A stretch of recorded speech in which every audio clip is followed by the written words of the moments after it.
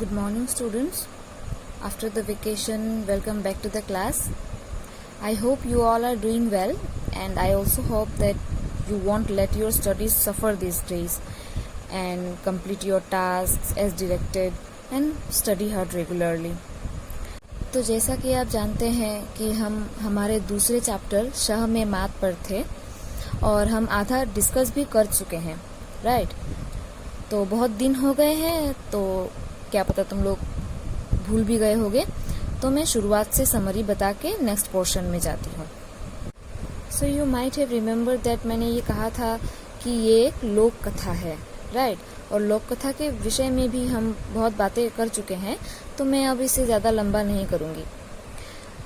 शह में मात का अर्थ है शतरंज के खेल में, चेस के खेल में राजा को मात देने की स्थिति में ला देना, अर्थात किसी को हरा देना. तो इस कहानी में भी हार जीत के बारे में ऐसा कुछ होगा, राइट? इस कहानी के अंत में हमें पता चल जाएगा, राइट? इसका ऐसा शीर्षक, ऐसा नाम क्यों रखा गया है. तो जैसा कि तुमको पता है कि इस कहानी के लेखक हैं विजयदान देथा. उनका जन्म 1 सितंबर 1926 में हुआ था और वो उनकी मृत्यु 10 नवंबर 2013 में. उन्हें बिज्जी के नाम से भी जाना जाता था. राजस्थान के विख्यात लेखक और पद्मश्री पुरस्कार से वे सम्मानित व्यक्ति थे. उन्हें साहित्य अकादमी पुरस्कार और साहित्य चूड़ामणि पुरस्कार जैसे विभिन्न अन्य पुरस्कारों से भी सम्मानित किया जा चुका है. Okay, so now coming to the chapter. हमने आधी कहानी पढ़ ली थी कि बूढ़ा चौधरी अपनी बैलगाड़ी में लकड़ियां भर के लकड़ियां बेचने पास के नगर में गया था, है ना? उसी बूढ़े चौधरी के बारे में ना ये स्टोरी. तो वहाँ उसे एक सेठ ने पूछा कि गाड़ी का कितना लोगे, एक दाम बताओ. तब चौधरी ने लकड़ियों का दाम बता दिया 5 रुपए. सेठ मान गया और उसे अपनी हवेली चलने के लिए कहा. दोनों हवेली पहुंचे. चौधरी ने लकड़ियां आंगन में रख दी. सेठ ने उसको 5 रुपए भी दे दिए. चौधरी पैसे लेकर अपने बैलों को वापस गाड़ी में बांध ही रहा था कि तभी सेठ ने उसको रोका और कहा कि उसने गाड़ी और बैल के 5 रुपए देकर खरीदा है अभी, तो अब वे उसके हैं. चौधरी ने कहा कि उसने तो सिर्फ गाड़ी में रखे लकड़ियों का दाम बताया था 5 रुपए, पर सेठ ने कहा कि उसने तो गाड़ी का दाम पूछा था और चौधरी ने 5 रुपए बताए, तो अब वो अपने वचन से नहीं मुकर सकता. तो ये सुनकर बूढ़ा चौधरी सहम गया, घबरा गया. वो बहुत रोया. अपनी पगड़ी भी सेठ के कदमों में रख दी, पर वो सेठ नहीं माना और अपनी बात पर अड़ा रहा कि एक बार जुबान देने के बाद उससे मुकर नहीं सकता. चौधरी रोता बिलखता अपने गांव लौट आया. तो यहाँ तक हमने पढ़ लिया था. So now we are going to start from here. घर में पहुँचते ही बड़े बेटे ने पूछा, बाबा बैलगाड़ी कहाँ है? रास्ते में खराब तो नहीं हो गई? बहुत तकलीफ पाई हुई होगी ना? तो क्या हुआ? बूढ़ा चौधरी रोते बिलखते अपने घर पहुंच गया और घर पहुंचते ही उसके बड़े बेटे ने पूछा कि बाबा बैलगाड़ी कहाँ है? ऑब्वियस सी बात है, जब बिना बैलगाड़ी के चौधरी घर पहुंचा तो उसके बड़े बेटे ने उसको पूछा कि बैलगाड़ी कहाँ है, कहीं रास्ते में खराब तो नहीं हो गई? बहुत तकलीफ पाई होगी ना आपने फिर गाड़ी को लेकर. तब उसके बाबा ने क्या कहा, देखो. बाबा ने खींच कर कहा, मतलब बाबा ने झुंझला कर, थोड़े गुस्से में, थोड़े चिड़चिड़ेपन के साथ कहा, बैलगाड़ी तो ठिकाने लगी. तुम में दम हो तो कुछ करो. उस चतुर सुजान सेठ के आगे मेरी एक न चली. तकलीफ की क्या पूछते हो? ठेठ शहर से पांव रगड़ता आ रहा हूँ. तो बैलगाड़ी के बारे में पूछे जाने पर चौधरी चिड़चिड़ाहट के साथ क्या बोला कि बैलगाड़ी तो ठिकाने लग गई, मतलब बैलगाड़ी अब उसके पास नहीं रही. उसने अपने बेटे से कहा कि तुम में अगर दम हो तो तुम कुछ कर सको तो करो, क्योंकि उस सुजान सेठ के सामने तो मेरी एक न चली, उसने मेरी बैलगाड़ी छीन ली। और तकलीफ की क्या बात करते हो, इतने दूर शहर से पाँव रगड़ता हुआ मैं घर आ रहा हूँ। इस तरह चौधरी ने अपनी तकलीफ बयां की। चौधरी ने अपने बेटे को ब्यौरेवार पूरी बात बताई। ब्यौरेवार मतलब विस्तार से। तो चौधरी ने अपने बेटे को पूरा मामला क्या हुआ पूरा सब एक्सप्लेन किया, अच्छे से बताया खुल के। उसने कहा कि मेरे साथ तो ऐसी हुई, जो कुछ भी उसके साथ हुआ उसने बता दिया कि मेरे साथ तो ये हुआ।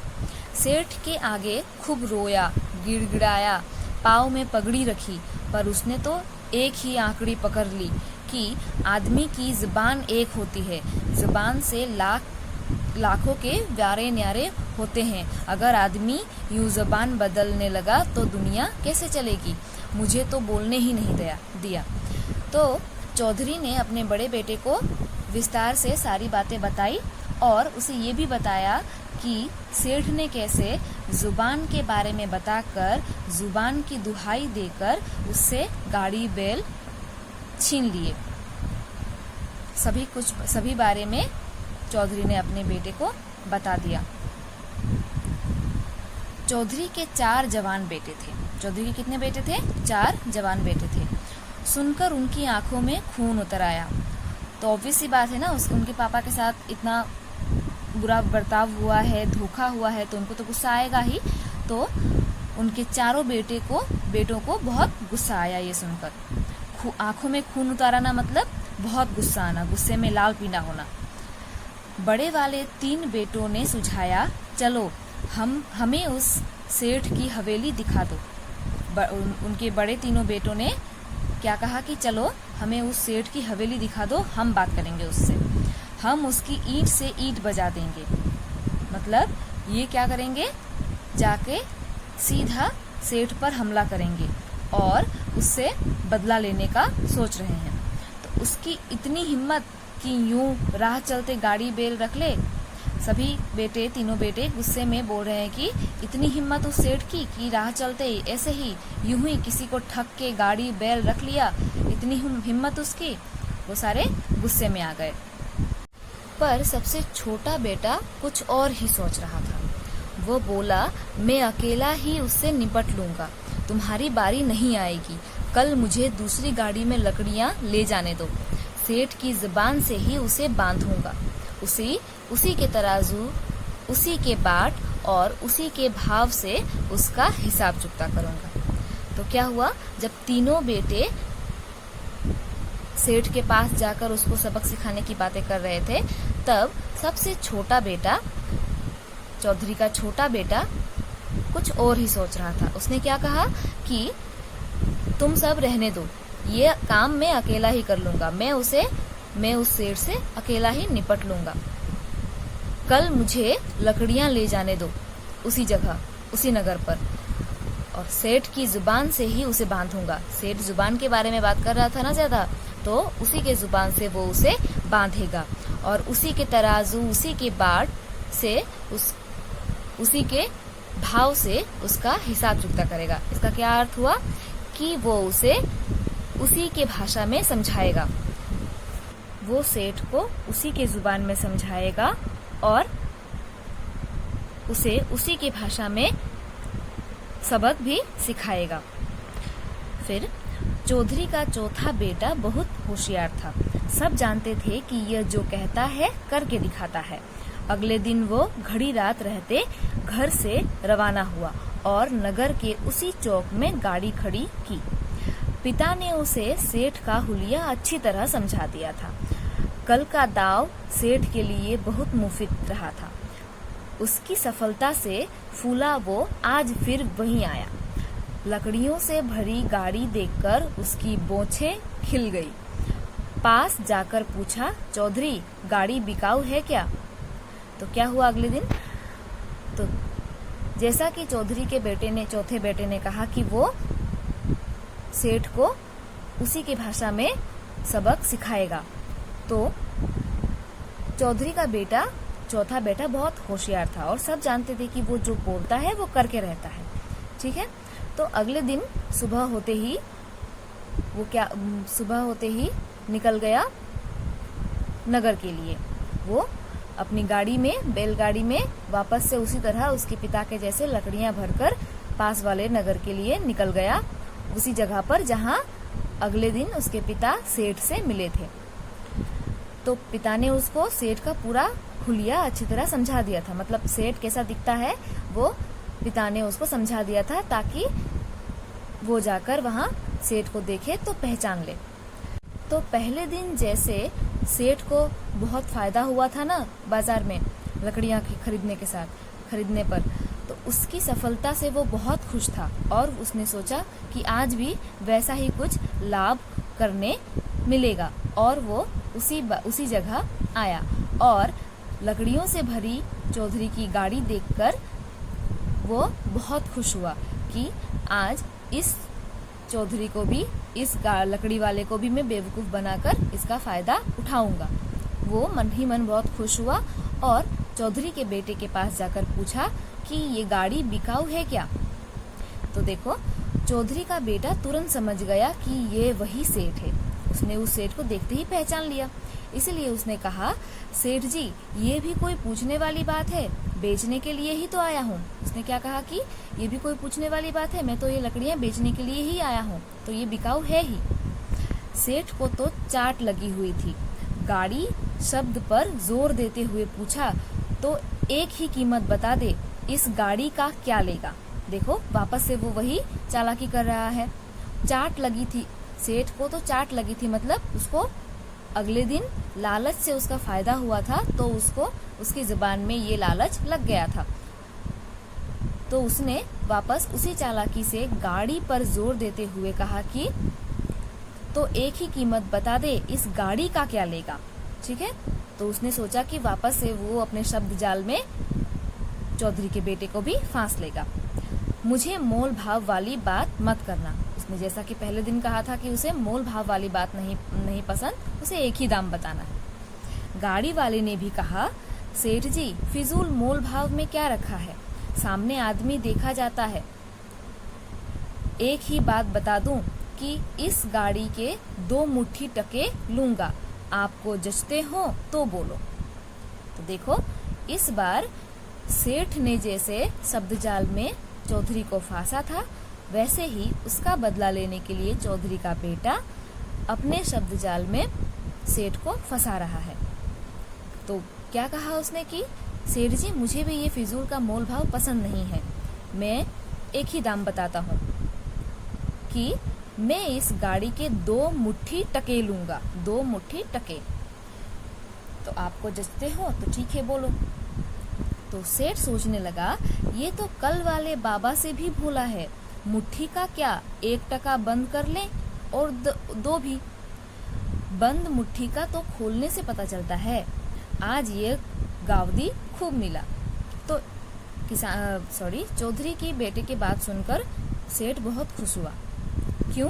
क्योंकि उसने सोचा कि 2 मुट्ठी टके मतलब मुट्ठी में तो 1 टका भी बंद कर सकते हैं या 2 टके भी, है ना। और मुट्ठी को बंद कर ले तो वो 1 मुट्ठी टका ही कहलाएगा, और मुट्ठी को खोलने पर पता चलेगा ना कि उसके अंदर कितने पैसे हैं। तो उसने सोचा कि ये तो अगले दिन वाले लकड़ी वाले से भी ज्यादा मूर्ख है, भोला है, तो इसे तो और आसानी से वो ठग सकता है। क्योंकि उसने क्या मांगा था, 2 मुट्ठी टके। तो सेठ ने सोचा कि वो अपनी दोनों मुट्ठियों में 1-1 टका भी अगर भर ले तो वो अपने वादे से नहीं मुकर सकता, और वो 1 टके में लकड़ी वाले से उसकी लकड़ियां और गाड़ी भी, और जैसे कि उसने कहा था कि गाड़ी का दाम बताओ, तो उसने सोचा था कि 1 मुट्ठी या 2 मुट्ठी टके में वो पूरी गाड़ी, बैल, लकड़ियां सब कुछ खरीद लेगा। तो वो मन ही मन बहुत खुश हुआ कि आज उसे बहुत मूर्ख इंसान मिला है। गावदी का अर्थ क्या है? मूर्ख, ठीक है, और टका का अर्थ पैसे। फिर ऊपरी मन से बोला, गाड़ी का दाम तो तूने ज्यादा बताया, पर अब राजा कर्ण की बेला कौन झिक झिक करे। चल मेरी हवेली, इस गाड़ी के 2 मुट्ठी टके ही दूंगा। तो देखो, ये सुनकर चौधरी की बातें सुनकर ये चतुर सेठ ने ऊपरी ऊपरी मन से कहा कि गाड़ी का दाम तो तूने बहुत ज्यादा बताया है, पर अब दानवीर कर्ण राजा कर्ण की बेला में राजा कर्ण की शासनकाल में कौन झिकझिक करेगा। चलो छोड़ो, तुमने जितना बोला है मैं उतना ही दूंगा, जैसे कि वो दान कर रहा है। हाँ, तो उसने कहा कि कौन ज्यादा झिकझिक या मोल भाव करेगा, चल मेरी हवेली, गाड़ी को गाड़ी से सामान लकड़ियां मेरे घर पे पहुंचा दे। तो चौधरी के बेटे ने सोचा, अब इसे जिंदगी भर के लिए लकड़ियां खरीदना न भुला दिया तो अपना यह मुंह लेकर घर न जाऊंगा। तो बात पक्की होने पर चौधरी का बेटा मन ही मन बहुत खुश हुआ, क्योंकि उसका जो प्लान था वो सक्सेसफुल हो रहा था, है ना। तो उसने मन ही मन सोचा कि आज अगर इस सेठ को ठगना और लकड़ियां खरीदना जिंदगी भर के लिए ना सिखा दिया तो ये मुंह लेकर मैं घर नहीं जाऊंगा। उसने मन ही मन खुद से वादा किया। हवेली पहुंचते ही सेठ ने कहा, बोहनी के वक्त पहले दाम पल्ले बांध ले, फिर गाड़ी खोलना। यह कहकर सेठ त्वरित गति से हवेली के भीतर गया और दोनों मुट्ठियों में एक एक टका बंद करके चौधरी के बेटे के पास आकर बोला, ले अपने दाम, फिर दूसरी सटर पटर करना। तो हवेली पहुंचते ही सेठ ने क्या कहा कि पहले बोहनी के वक्त, मतलब बोहनी क्या होता है, बोनी, जब पहली दिन की पहली कमाई है ना, उसे कहते हैं हम लोग बोहनी। तो सेठ ने कहा कि बोनी के समय, बोहली के वक्त मतलब बोहनी के समय पहले दाम पल्ले बांध ले, मतलब मैं तुझे तेरी कमाई, तेरे पैसे दे देता हूँ, पहले तू पैसे रख ले, फिर गाड़ी खोलना। यह कहकर सेठ त्वरित गति से, मतलब जल्दी जल्दी अपने हवेली के भीतर गया और वहां से दो मुट्ठियों में एक एक टका बंद करके चौधरी के बेटे के पास आकर बोला, ले अपने दाम, फिर दूसरी सटर पटर करना। तो देखो चालाक सेठ क्या किया उसने जैसा कि उसको कहा गया था कि दो मुट्ठी टका देना है, तो उसने दोनों मुट्ठियों में एक एक टका बंद करके लाकर चौधरी के बेटे को दे दिया। हाँ, और कहा कि ले अपने दाम, अपने पैसे रखो, दो मुट्ठी टके चाहिए थे ना, तो दो मुट्ठी पैसे रखो, फिर दूसरी सटर पटर करना। सटर पटर मतलब दूसरे काम करना, जो भी मतलब गाड़ी खोलना, लकड़ी निकालना, वो सब काम बाद में करना, पहले ये पैसे रख लो। तो सेठ टके देने के लिए मुट्ठियां खोल ही रहा था कि गाड़ी वाले ने झट उसका हाथ पकड़ लिया, फिर अपनी कमर में खुसा हंसियां निकालकर बोला, सेठ जी मुट्ठियां खोलो मत, ये तो अब साथ ही जाएंगी, आज आया है ऊंट पहाड़ के नीचे। तो देखो इस चैप्टर में बहुत सारे मुहावरे इस्तेमाल किए गए हैं, तो बाद में मैं तुमको इसे बताऊंगी, इनके मीनिंग भी बताऊंगी और अलग से इसका नोट्स हम लोग कर लेंगे। तो अच्छा देखो क्या हुआ कि जैसे ही सेठ अब मुट्ठियों टके भर के मुट्ठियां खोल ही रहा था टके देने के लिए, पैसे देने के लिए, तभी चौधरी के बेटे ने उसके हाथ पकड़ लिया और कहा कि ये मुट्ठियां खोलने की कोई जरूरत नहीं है, क्योंकि उसने कहा था कि दो मुट्ठी टके, तो उसका ये अर्थ था कि दो मुट्ठी भी उसके साथ ही जाएंगे। तो इसीलिए उसकी मुट्ठियों को काटने के लिए, टके के साथ उसकी मुट्ठियों को भी काट के ले जाने के लिए उसने अपने कमर में खुसा हंसिया निकाला। हंसिया मतलब हंसिया जैसे कि धार, चाकू जैसी कोई चीज, ठीक है, जिसे घास वगैरह काटते हैं तो उसको हंसिया कहते हैं।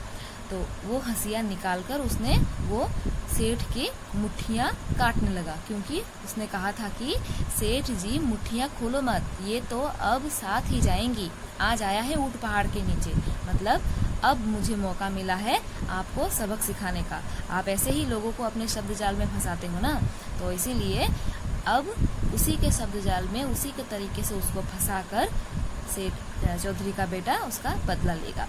तो सेठ हैरान होकर बोला, ये क्या बक रहा है। सेठ ने क्या कहा कि ये क्या बकवास कर रहा है। चौधरी का लड़का बोला, बक नहीं रहा हूँ, जो सौदा ठहरा है वही बात बता रहा हूँ। तुम्हारे शहर में जब लकड़ियों के साथ गाड़ी बैल बिकते हैं तो टकों के साथ मुट्ठियां भी जाएंगी। हाँ, तो चौधरी के बेटे ने क्या कहा कि मैं कोई बकवास नहीं कर रहा हूँ, तुम्हारे शहर में तो तुम लोग क्या करते हो, लकड़ियों के साथ साथ गाड़ी बैल भी रख लेते हो, तो टके के साथ मुठिया भी क्यों नहीं ली जा सकती फिर, है ना? तुम लोग जैसे सौदा करते हो, मैं भी तो वैसे ही सौदा कर रहा हूँ। तो ये चालाकी से चौधरी के बेटे ने सेठ को फंसा लिया। यह कहकर उसने सेठ की कलाई पर हंसिए का हल्का सा रगड़ दिया। तो काटने के लिए और सेठ को डराने के लिए चौधरी का बेटा क्या कर रहा था, हंसिए से उसके कलाई को काटने का नाटक कर रहा था। उसको कलाई की काटने के लिए उसने थोड़ा सा रगड़ भी दिया। सेठ जोर से चिल्लाया, रगड़ने पर सेठ जोर से चिल्लाया, छोड़ दे चौधरी, मुझ पर दया कर, मुझसे गलती हो गई, कल के गाड़ी बैल भी वापस ले जा। गाड़ी बैल का भला मैं क्या करूँगा, मैंने तो मजाक किया था। देखो, ये सब सुनने के बाद सेठ को अच्छी तरह समझ में आ गया कि ये उसके साथ बदला ले रहा है, क्योंकि कल उसने धोखा किया था।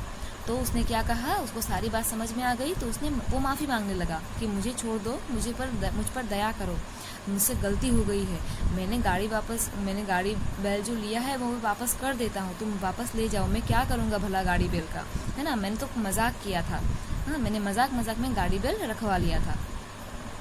फिर चौधरी उसकी कलाई मरोड़ते हुए बोला, मेरा पिता कल गिड़गिड़ाया, पाँव में पगड़ी रखी, पर तुम नहीं पसीजे।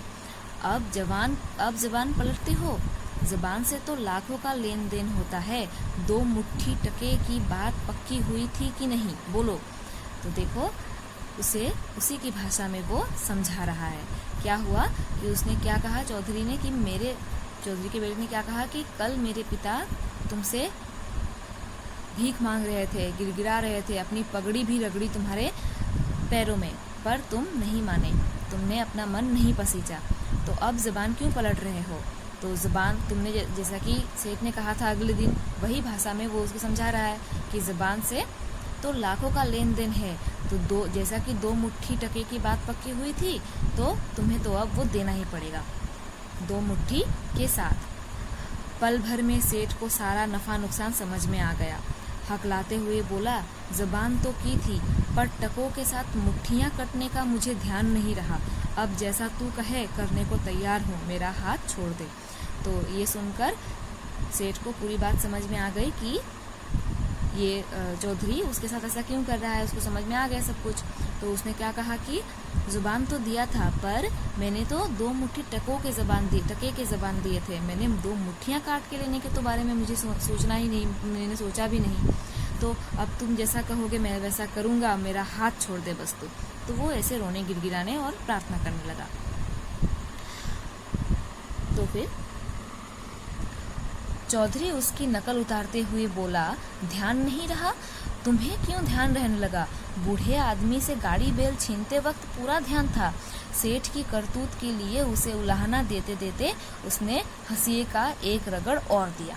फिर क्या हुआ देखो, चौधरी उसकी नकल उतारते हुए बोला, क्योंकि अगले दिन जैसे सेठ बोल रहा था कि ध्यान नहीं दिया या फिर ज़बान के बारे में, तो ऐसे उसको अगले दिन के जैसे उसको नकल उतारते उतारते बोला कि ध्यान कैसे नहीं रहा, दूसरों को ठगते और गाड़ी बैल छीनते समय तो तुझे पूरा ध्यान रहता है, और अपनी बारे में कैसे भूल गया तू, कैसे तुझे ध्यान नहीं रहा।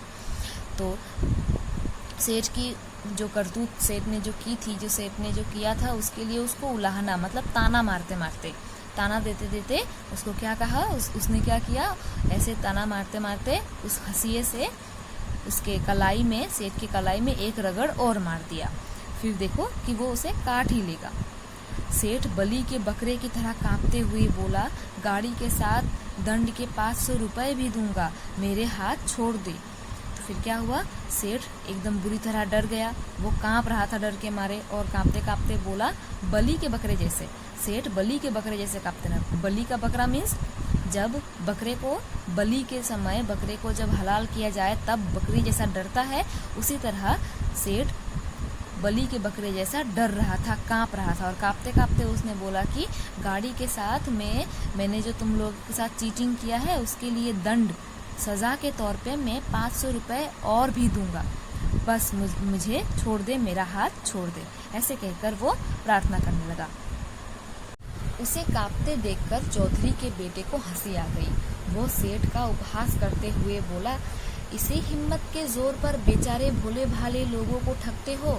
चलो मेरे पाँव में पगड़ी रखकर 7 बार नाक रगड़ो। तो क्या हुआ देखो, जब डर के मारे कांप रहा था सेठ, तब उसे कांपते हुए देखकर चौधरी को बहुत हंसी आई और वो मजाक, उपहास मतलब मजाक, तो उसने उसका मजाक उड़ाते उड़ाते बोला कि इसी हिम्मत, बस इतनी ही हिम्मत है तुम में, इसी हिम्मत के साथ तुम लोग भोले भाले लोगों को, सीधे साधे लोगों को ठगने चले जाते हो। तो चलो अब मेरे पैरों पे नाक रगड़ो 7 बार, तब मैं तुम्हें माफ करूंगा। सिर सलामत रहना चाहिए, पगड़ी पाँव में रखने से क्या बिगड़ता है, रगड़ने से नाक घिसती थोड़ी है। सेठ ने मन ही मन स्वयं को समझाया और तुरंत पगड़ी उसके पाँव में रख दी, फिर गिनकर 7 बार जमीन पर नाक रगड़ी। तो फिर देखो, जब चौधरी की बात सुनकर सेठ अपने मन ही मन सोचा कि अगर मेरा सिर ही सलामत नहीं रहेगा तो पगड़ी का क्या करूँगा। तो पहले उसने पगड़ी के बारे में ना सोचकर अपने हाथ को बचाने के लिए उसने क्या किया, फट से पगड़ी खोलकर चौधरी के चरणों में रख दी, पैरों में रख दी और गिन के 7 बार उसने नाक भी, उसके पैरों में जमीन पर नाक भी रगड़ी, ताकि वो उसके हाथ को ना काटे और उसे छोड़ दी। तब चौधरी सूत ने कहा, अब चुपचाप 500 रुपए लाओ और कल जो गाड़ी बैल हड़प लिए थे वे भी वापस करो। अगर इसमें ची चपड़ की तो हंसिए से आते निकाल दूंगा। तब चौधरी के बेटे ने कहा, चौधरी सूत मतलब चौधरी का बेटा, सूत मतलब बेटा। तो चौधरी के बेटे ने कहा कि अब 500 रुपए दंड के तौर पर दे दो और गाड़ी बैल जो हड़प लिए थे कल मेरे पिता से, वो सब मुझे वापस लौटा दो। तो और ज़्यादा ची चपड़ मत करना। ची चपड़ मतलब इधर फालतू की बात, ठीक है। ज़्यादा इधर उधर की बात करने की कोई ज़रूरत नहीं है, ज़्यादा ची चपड़ मत करने की कोई ज़रूरत नहीं है, या फिर वरना मैं हंसिए से आते निकाल लूँगा। आते मतलब पेट की हथेलियाँ, मतलब मैं तुम्हें पूरा काट डालूंगा, ठीक है। उसे डराकर उसने बोला। सेठ तो फिर ऐसा मौन हुआ जैसे मुंह में गुड़ दिया हुआ हो, ठीक है। तुरंत 500 रुपए गिन दिए और पिछले दिन उसके पिता से हथियाए गाड़ी बैल भी लौटा दिए। तो चौधरी के बेटे से हंसिए से डर कर सेठ के मुंह में सेठ ऐसा मौन हुआ, मौन मतलब एकदम चुप, ठीक है, जैसे कि उसके मुंह में गुड़ दिया हो, जैसे कि उसके मुंह में गुड़ दबा रखा हो, ऐसा वो एकदम चुप हो गया, पूरा चुप हो गया, उसको बोलने के लिए कुछ नहीं रहा उसके पास। तो उसने फटाफट से 500 रुपए दे दिए और पिछले दिन जो बैलगाड़ी हथियाए थे सब लौटा दिए, ठीक है, डर के मारे। तो चौधरी का समझदार बेटा दोनों बैलगाड़ियों के साथ अपने गांव लौट आया। तो चौधरी का बेटा जो बैलगाड़ी ले गया था वो भी, और अगले दिन जो उसके पिता से छीन गया था वो बैलगाड़ी भी लेकर, सब कुछ लेकर, और 500 रुपए दंड के रूप में जो 500 रुपए दिए थे वो सब लेकर वो अपने घर पहुंच गया। तो इस तरह चौधरी के बेटे ने सेठ को उसी की चतुराई, उसी की भाषा में उसको सबक सिखाया। और अपने बैलगाड़ी के साथ उसने 500 रुपए भी क्यों लिया, क्योंकि उसे जुर्माने के तौर पर क्यों लिया, ताकि अगली बार सेठ किसी भी भोले भाले इंसान के साथ धोखा करने के बारे में ना सोचे। उसको सबक सिखाने के लिए, उसको सजा दिलाने के लिए उसने उससे दंड के 500 रुपए भी लिए, ताकि ये दंड उसको याद रहे और वो आगे जाकर किसी भोले भाले व्यक्ति के साथ धोखा ना करे।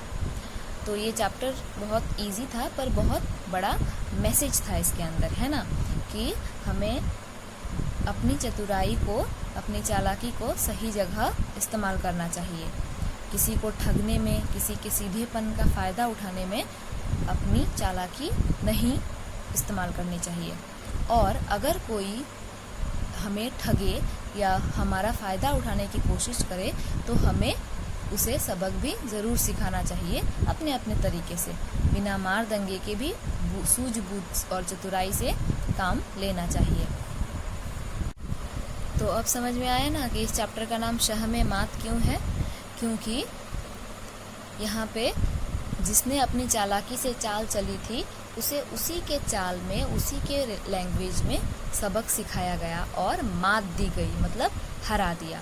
चौधरी के बेटे ने अपनी चतुराई से और अपनी समझदारी से उस चतुर सेठ को उसकी सबक सिखाया और उसकी गलती का पाठ उसको सिखाया, जिससे कि आगे जाकर वो कभी ऐसी गलती नहीं दोहराएगा, है ना। तो the title of the chapter is appropriate, no, शीर्षक एकदम उचित है, शह में मात, कि किसी को उसी के चाल में मात देना, हरा देना, ठीक है। So this chapter is over now. अगर कुछ समझने में प्रॉब्लम हो रही हो, कोई वर्ड मीनिंग के बारे में कोई कंफ्यूजन हो, कुछ भी हो, तो you can contact me any time, okay. So the class is over right now, thank you.